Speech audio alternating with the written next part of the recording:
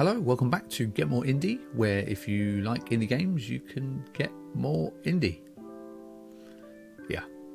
Anyway, a couple of updates for you today. We have a Steam. Well, I could explain what they are, or just tell you, or just show you. So let's just show you. So again, I never say this, but if you are enjoying these little news updates, please like the videos, please subscribe, please share. All that algorithm stuff, that would be much appreciated. Thank you. And thank you to everybody who's tuned in and enjoyed the video so far. So thank you very much. But let's make a start.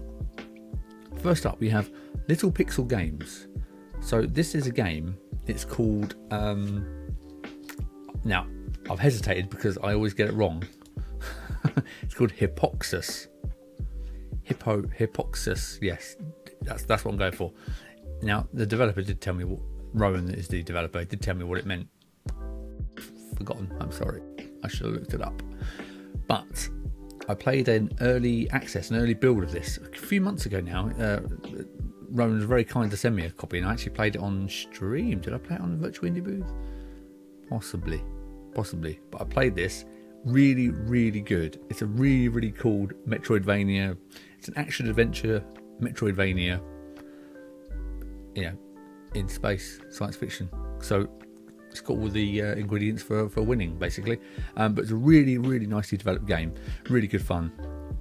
And the news about it is that it now has a Steam page, which you can see here. So if you like your pixel art, platformer, Metroidvanias, then what are you waiting for? Head over to Steam and wishlist it. So that's Hippoxxus. So that's awesome news. And actually, Hippoxxus will appear in a couple of minutes' time. You'll see it again. So check that out. So congratulations to Rowan for getting it on Steam. I'm looking forward to picking up the final version, and I'm sure we'll play it on Steam. Play it on Steam.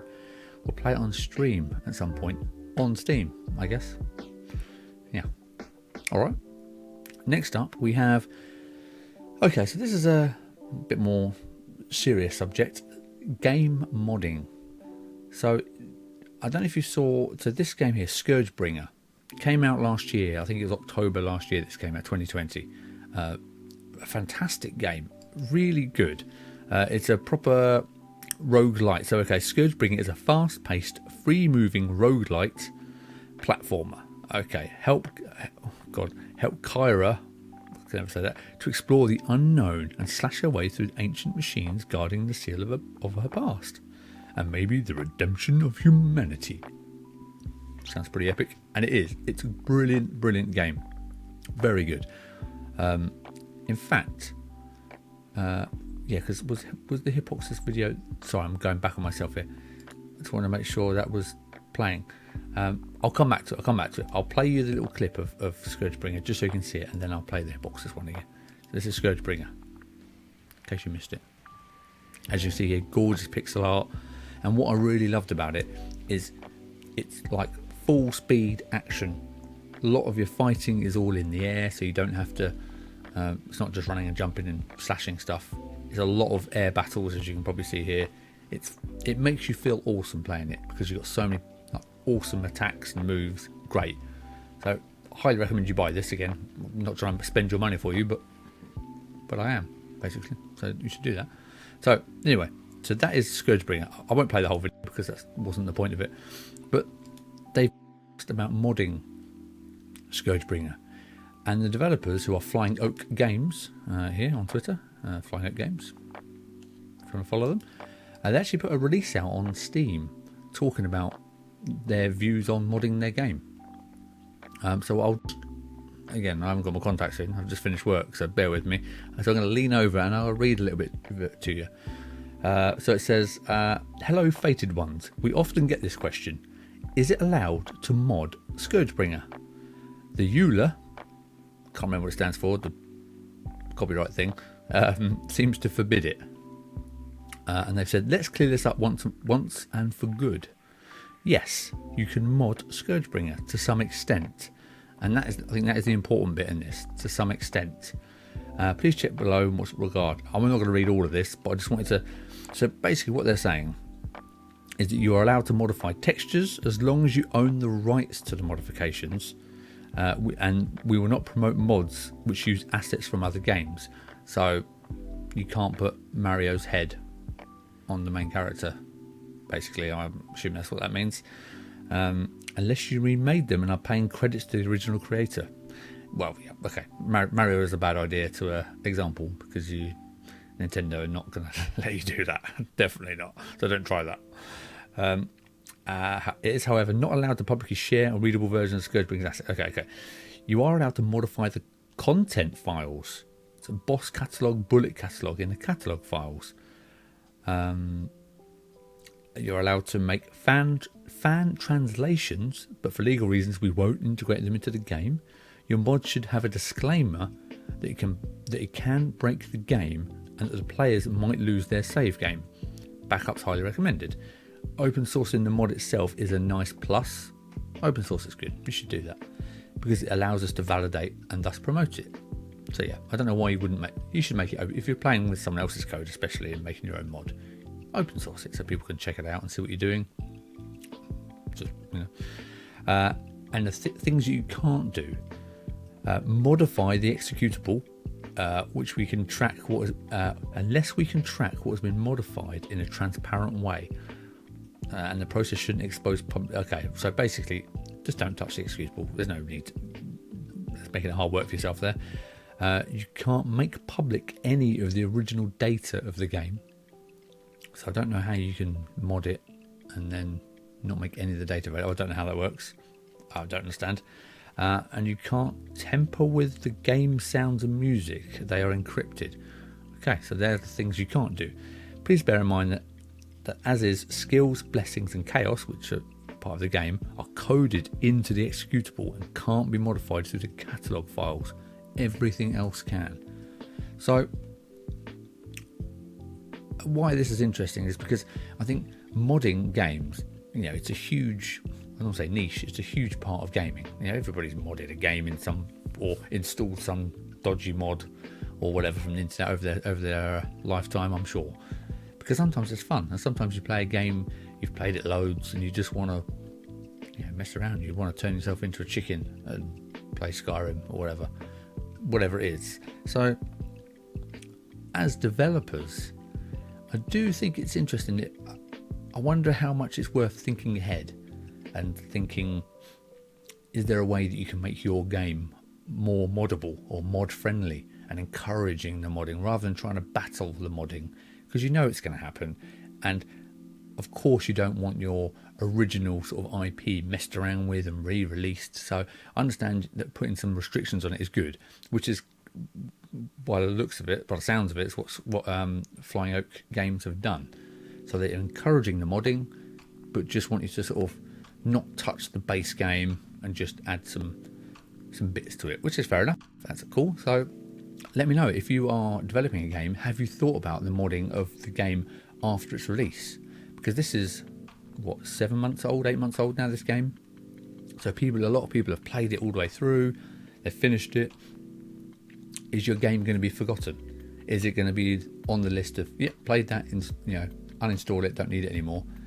But if it's very freely moddable and good fun to mod, it might push through another lease of life for the game. Possibly. It's worth thinking about. So let me know if you've thought about it. I'd be interested to know. So yeah, but you can check this out on Steam. They've put this post up in the Steam community, so you can head to their Steam page and find it there. I'll leave a link in the description below. But it's on sale, ScourgeBringer. Definitely buy it. So there you go. That was the main thing I wanted to cover with the modding anyway. So again, this is supposed to be a quick news video, so I won't go on. Next up, okay, so we have now last week, like yesterday, the day before, I mentioned Side Scroller Magazine by Skull Commando Labs. Awesome guy, really supportive. If you don't follow him on Twitter, you should. Really, really, really cool. Part of the Indie World Order. One of the founders, I believe, and this is his free indie magazine. Now, where is the full screen button? There. So I'll just give you a quick snippet of what is in the latest episode. It's just come out. I say just come out. This is actually the 1st of March, so it's not just come out, but this is the latest issue. That's what you call magazines, issues. So just want to quickly show you. If you hadn't seen it, then why not? I'll just quickly spin through it. It's free anyway, so it's not like I'm showing you stuff here that should be paid for. Which again, amazing, free magazine. So I just wanted to quickly show it. Dwarf Journey, by the way. This looks really cool. I've not seen much of it. I've just seen them on Twitter posting a few things. So I'm definitely have to check this out. So you can read a little bit about it there. It looks good fun. And again, what is really good, because it's digital, these are all links. So if you see something cool in the magazine, you just click and go straight to it. So you've got some features here about some games that you cover. Wife Quest, no idea what that is. Looks pixel arty though, so it looks good fun. Some articles they do here, so it's articles. This is a feature they do on a streamer or a developer or someone they feature. Cool. Prepare your mind for insane brutality. Do I want to click this? Oh, okay, it wasn't okay. Wrestling, some other blazing snow. Okay. Masters of Pixel Art, a new book that's coming out. Looks quite nice, actually, to be honest. Thy Sword. Oh, I've not seen that one. That's cool. And there you go.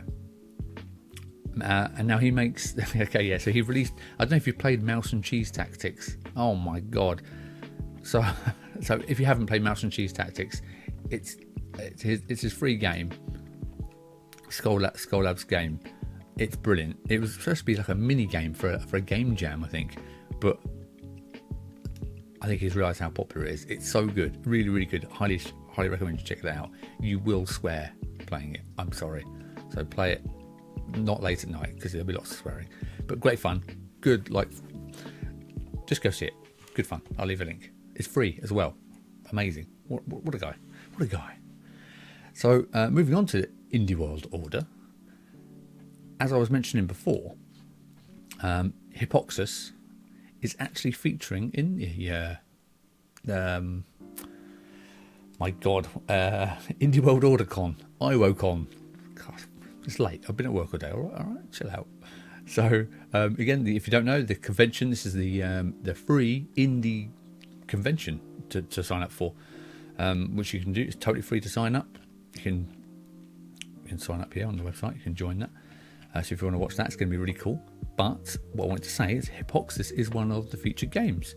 And I've just noticed, in fact, I haven't been through all these, but I've just noticed Into a Dream is also featured. Now, you might know me from such games as Into a Dream, where I feature as a voice, 2 voices in Into a Dream. So if you've heard me in Into a Dream, comment below. Let me know. Or if you're trying to figure out which character or which part I played, just let me know. It'd be interesting to know if you can sense it from my amazing voice acting skills. I'm sorry. Anyway, but Into a Dream, very cool game. But Hippoxxus, yes. Let me just play you the little clip because I feel like I've robbed you of some gameplay, Mr. Rowan. So let me show you off your game. This is ScourgeBringer. That won't help. So let me show you Hippoxxus. Like I said, I don't know if it played before, and because I don't edit these or do any retakes, this is just the one take. Can't be bothered to go back and check. So I'm just going to show you Hippoxxus. Again, gorgeous pixel art. I think it's just Rowan. I think it's just one developer doing this. I don't know how you do it. I honestly don't know. So well done to you. There you go. I've remembered to turn the music down this time, so you're not getting double music. So sorry about all the dodgy.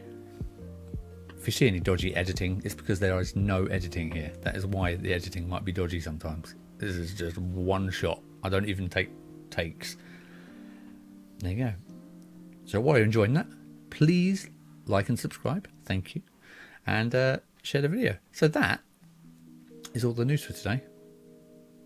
Let me know if you've got any news that you want me to talk about or cover. And thanks for joining me again. Until probably tomorrow or the next day. Ciao for now. Goodbye. I'll get it one day. Bye.